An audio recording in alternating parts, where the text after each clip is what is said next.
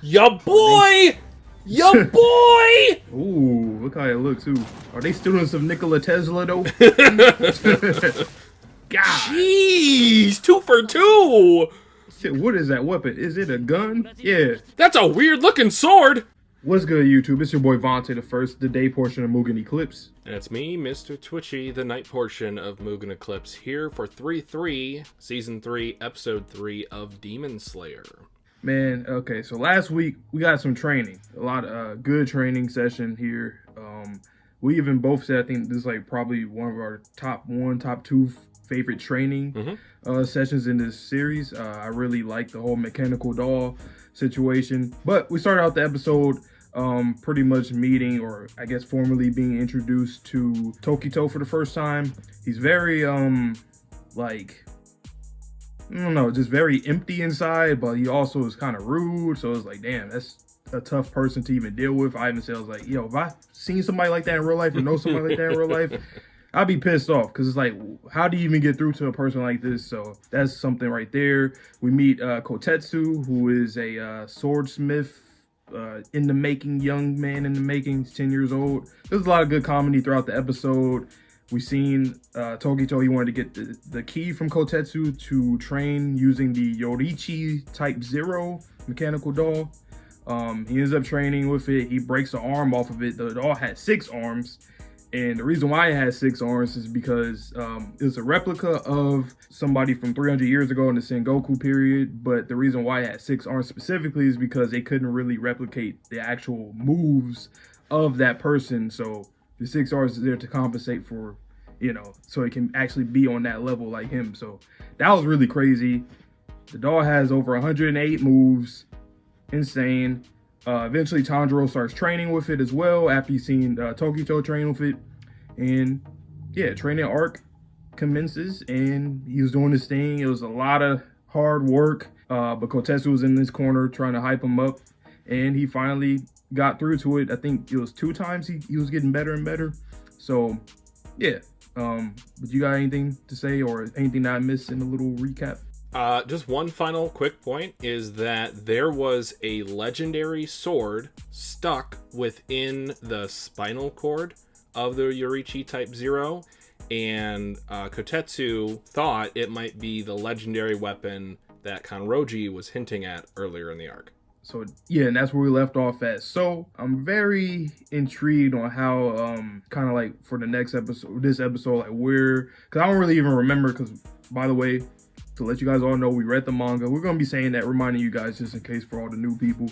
But I don't really even remember exactly what happens around this point. So it's going to be my first time watching this or reading. Well, I read it before, but watching this again. So I'm intrigued where we're going to go to for this episode. I mean, I see the title, so it looks like we're going to get into some history right there. But yeah, you got anything else before we get into it? I do not. I'm a little rusty on this arc as well. I think I read it like 2 or 3 years ago and have not touched it since. Same. But with that being said, guys, we have talked for far too long, so let's delay no longer and get into the newest episode of Demon Slayer right about now. Interesting track. I feel like this is going to be reused later in the arc, and it's just going to like, it's going to hit so much harder. Oddly specific. Right. It's at least 310 years old. Oh my god. Yeah.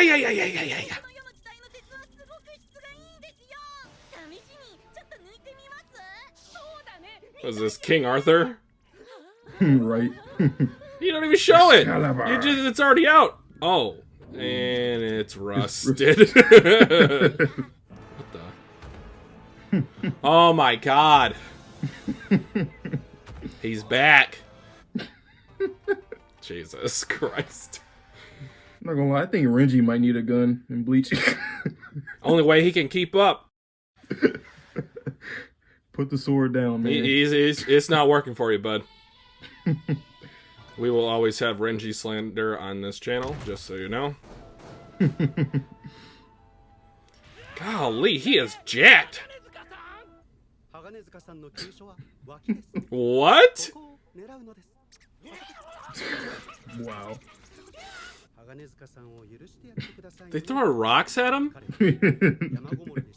Good lord. He's playing marbles with this kid. You are the male equivalent of a cinnamon roll. They really be dissing this fool. That is a child.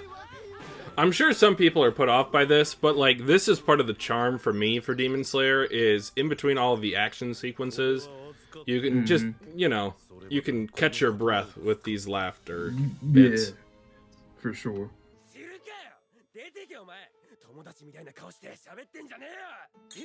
This is really like Bakugo and Deku. Sonado!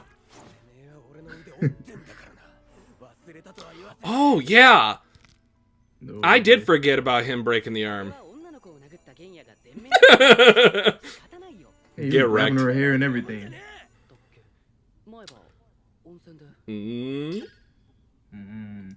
I wonder why that is. He just drank milk like a. What? Why? Yes.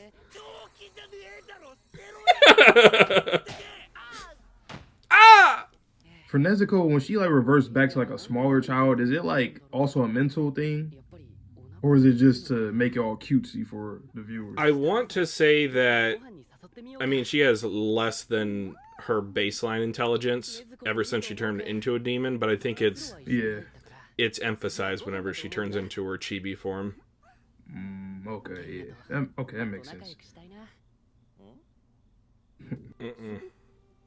Nope.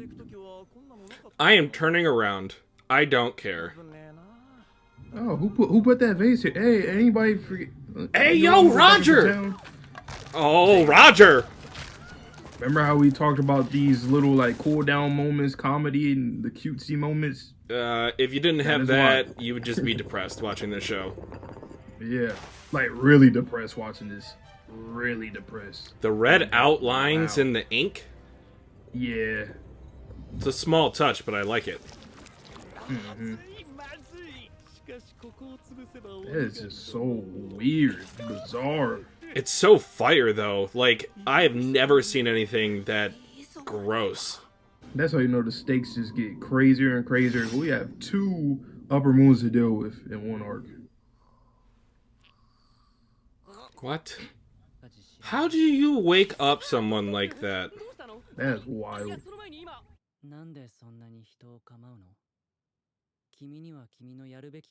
Why don't you? Good answer. Yep. Damn. Golly! What is she doing? Who wakes up like that? First, who wakes people up like that, then who wakes up like that? Oh my god. Yes, man. Bruh.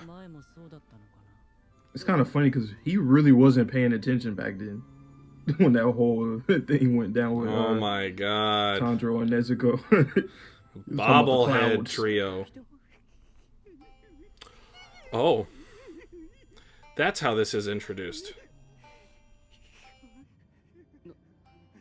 Danger. Danger. And he senses it. Oh. Golly. Yes, sir. Ooh. Yes, sir. Like a synth in the background? Wow. Ooh. Miss is so clean, man. I love his fighting so style, versatile. but I just hate him as a person, so it's... eh. Ooh. Sir. It's hot! I love, like, every season you can see how much he's improved. Like, all of them. They be on it. Look, she be on it. Cristiano Ronaldo! Goal!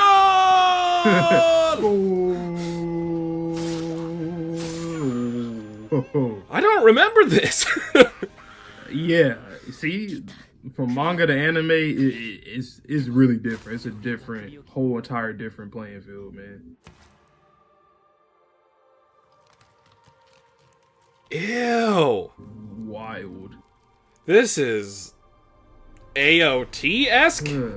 Yeah, I was literally thinking that in my head. I'm like, that is very AOT. Like, OST going hard? Oh. Just a wave! I love the color to that too, man. Damn.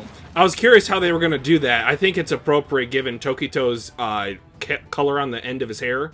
Oh yeah, he look cool. He look cool. Okay, now I'm starting to remember stuff a little bit more as I'm seeing it. Are these guys based on like emotions? Do I remember that right? It's like that right now too. Whoa. Oh, wow. My. Wow. The alternating between blue and red? Yeah. And like alternating colors, current, man. AC/DC? Mm-hmm, AC, yep. Woo! Ya boy! Ya boy! Ooh, look how it looks too. Are they students of Nikola Tesla though? God. Jeez, 2 for 2. Shit, what is that weapon? Is it a gun? Yeah. That's a weird looking sword. He said, I am not doing that sword shit. I don't care if it's a swordsmith or okay, never mind. But you get what I mean. That was a little go-to right there. We really started this so fast too. I always liked that about Demon Slayer. Get it? That OST though. Oh. I can't remember if there's a limit to how many they have or if it's like Dun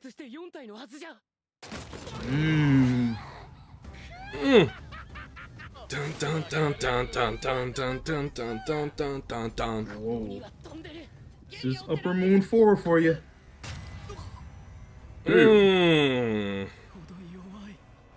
I like the color coding with each of the emotions. Ooh. Fire.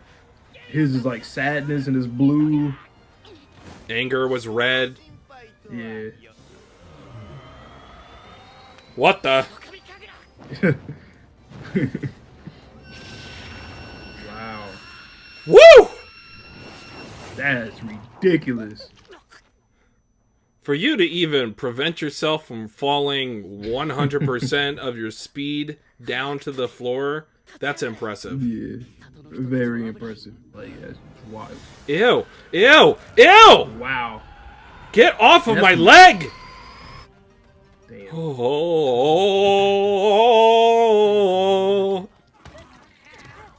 Ugh. They did that perfectly. Yeah. Wow. Bruh.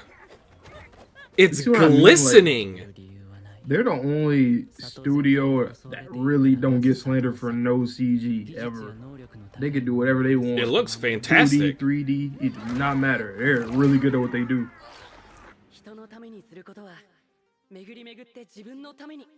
Think about them words. Mm-hmm. That's crazy. That's literally, those words is perfect for somebody like him. Like, it was meant to be that way. I'm just so impressed with how this goldfish looks. I know. Ooh. I like that squid. I am here!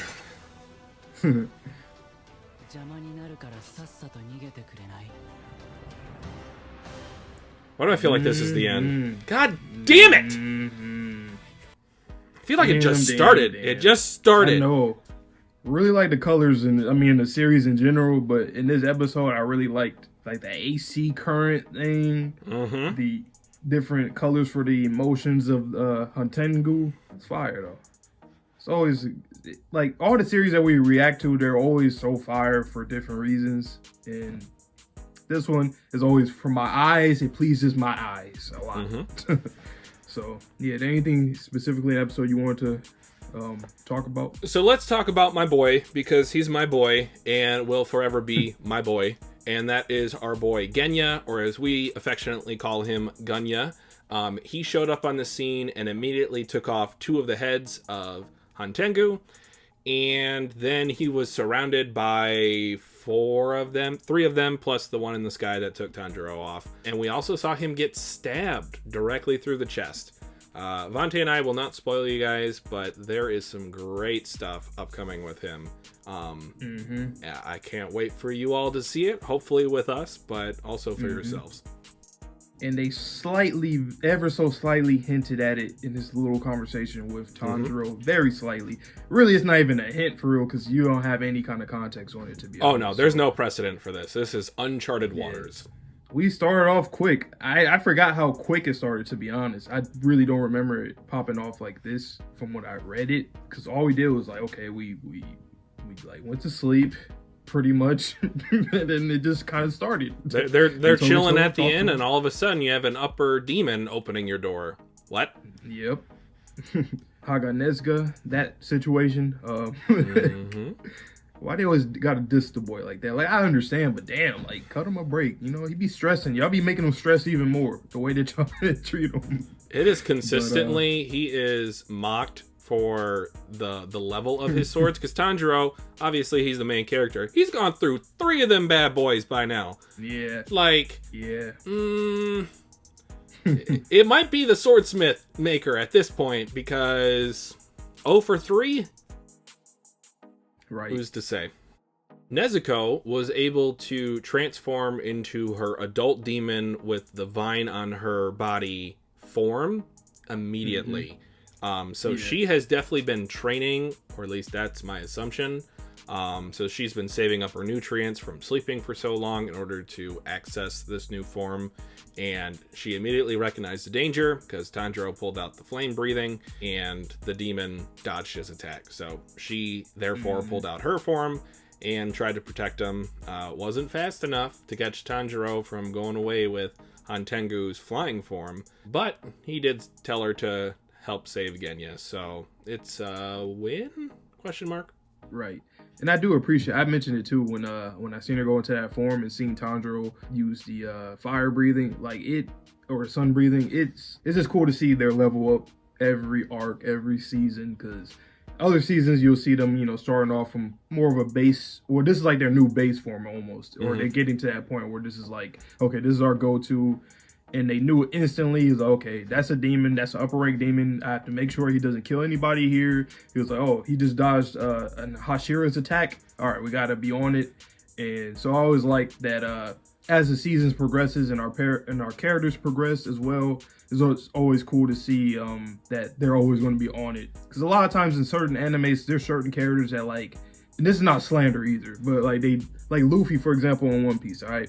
Like, he'll fight, and then he'll lose, and then he'll lose again, and then he'll go back and do the same thing, and then don't learn, and then try and do all these other things until he gets to the point where, like, okay, now I have to use some kind of trump card or something. But I like that Tanjiro's on it. He's like, okay, I gotta take them serious from the jump, and here it is. So I like that about his character and Nezuko and the rest of the gang. Okay, I don't have anything else on my end, guys, so we want to thank you for watching this far. As Vante likes to say, stay safe, stay healthy, stay clean. We'll see you in the next video. Peace.